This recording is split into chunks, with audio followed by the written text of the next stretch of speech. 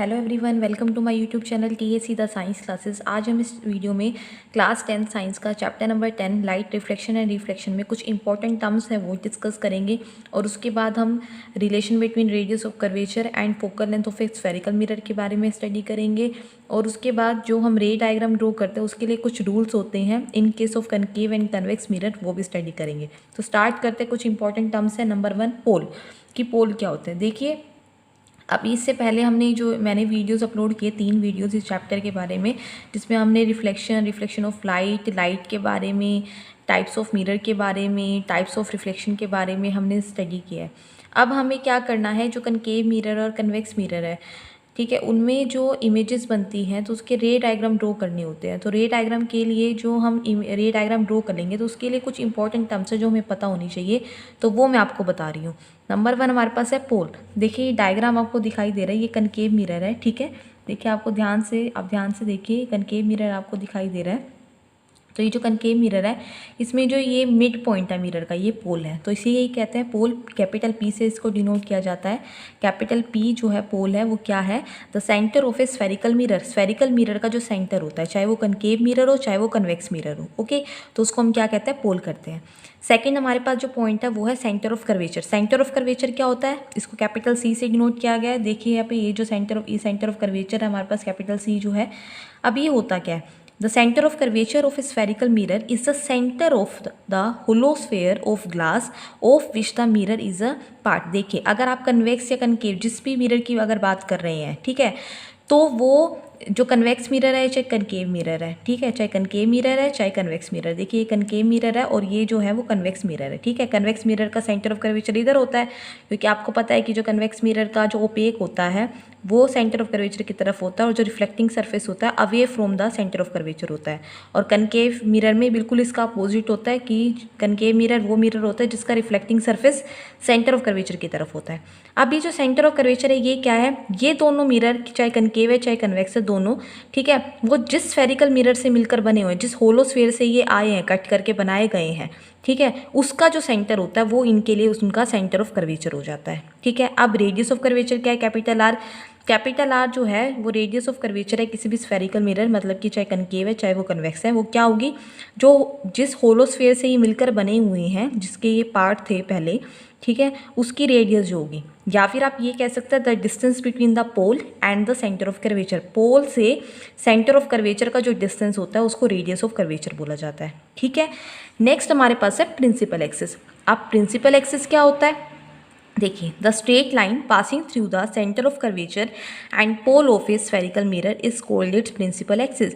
Principal axis एक straight line होती है जो पोल से पास हो रही होती है, पोल से और सेंटर ऑफ कर्वेचर से, ठीक है, इनको दोनों एंड से एक्सटेंड कर देते हैं। तो जो ये स्ट्रेट लाइन है जो पोल और सेंटर ऑफ कर्वेचर में से होके जा रही है, उसको हम क्या कहते हैं, उसको हम कहते हैं प्रिंसिपल एक्सिस। देखिए, कनकेव मिरर के केस में है और ये कन्वेक्स मिरर के केस में है, ठीक है। नेक्स्ट हमारे पास जो पॉइंट है वो है अपर्चर। कि अपर्चर क्या होता है, किसी भी मिरर का अपर्चर मतलब चाहे कनकेव है चाहे कन्वेक्स है, तो अपर्चर का मतलब होता है उस मिरर का जो साइज है, मतलब ये जो पूरा साइज है, देखिए M1 M2, ये पूरा जो प्रॉपर इसका डायमीटर है, जो इसका पूरा साइज है, तो ये जो मिरर का M1 M2 का जो साइज है, उनका डायमीटर भी आप कह सकते हैं, ये इनका अपर्चर होता है, ठीक है। नेक्स्ट हमारे पास आता है प्रिंसिपल फोकस। देखिए, प्रिंसिपल फोकस क्या होता है, प्रिंसिपल फोकस एंड नेक्स्ट है फोकल लेंथ। प्रिंसिपल फोकस को कैपिटल F से डिनोट किया जाता है।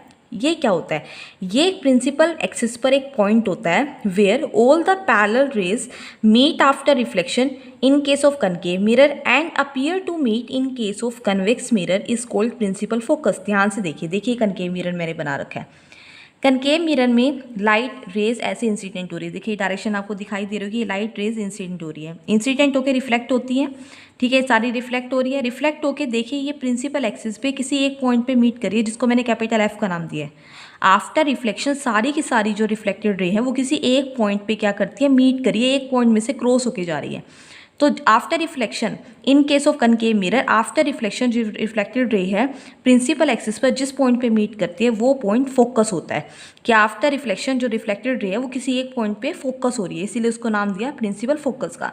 और कन्वेक्स मिरर के केस में क्या होता है, कन्वेक्स मिरर डाइवर्जिंग मिरर होता है कि जो लाइट ऐसे इंसिडेंट हो रही है, ठीक है, तो वो डाइवर्ज कर रही है, वो क्या कर रही है, डाइवर्ज कर रही है। लेकिन जब हम यहाँ से देखेंगे तो हमें ऐसा लगेगा कि जो ये आफ्टर रिफ्लेक्शन जो ये रेज है वो किसी एक पॉइंट में से होकर आ रही है।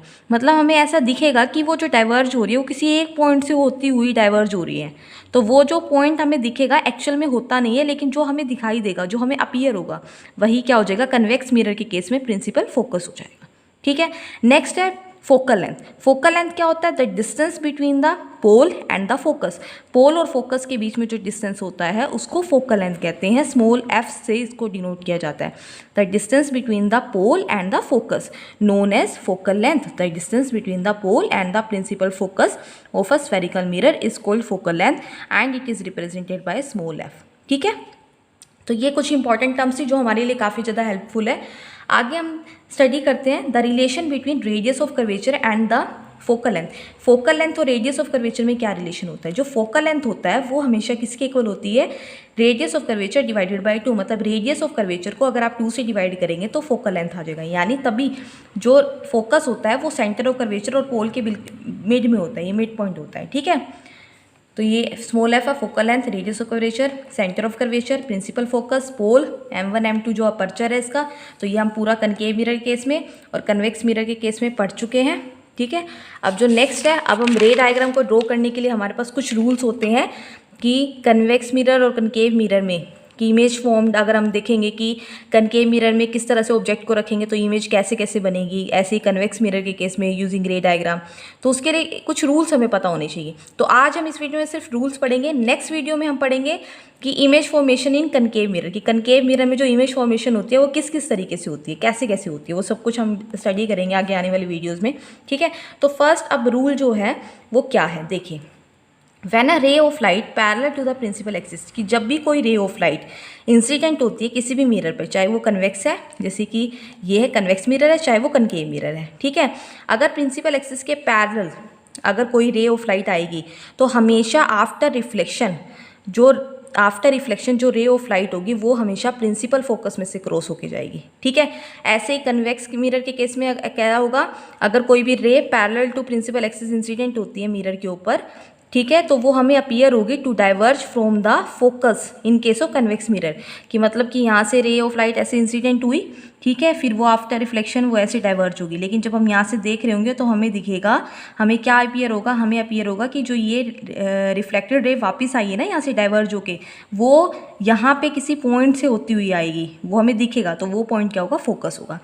तो जब भी कोई ray of light principal axis के पैरेलल होगी तो आफ्टर रिफ्लेक्शन वो फोकस में से पास होके जाएगी। तो देखिए यहाँ पर, और यहाँ पे एंगल आई एंगल आर दिखा रखा है, देखो ये एंगल ऑफ इंसिडेंस है। ठीक है, ये जो इंसिडेंट रे आ रही है इस पॉइंट पे, तो यहाँ से सेंटर ऑफ कर्वेचर में से जो पास होती है लाइन उसको नॉर्मल बोला जाता है।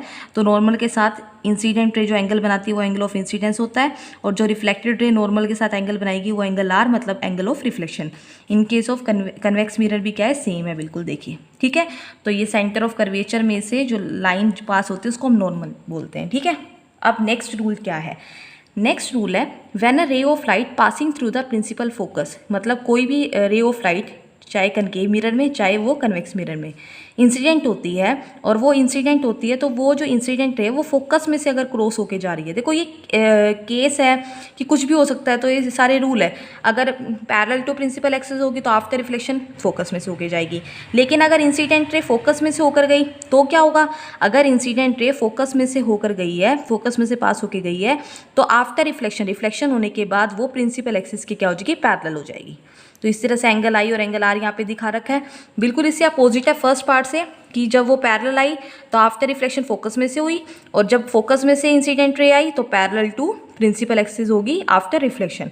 इन केस ऑफ कन्वेक्स मिरर भी बिल्कुल सेम है कि आफ्टर रिफ्लेक्शन वो भी हमें इमर्ज होती हुई कैसे दिखेगी, वो फोकस से मतलब हमें ऐसे लगेगा कि फोकस से, मतलब फोकस की तरफ से वो आई है इंसिडेंट रे।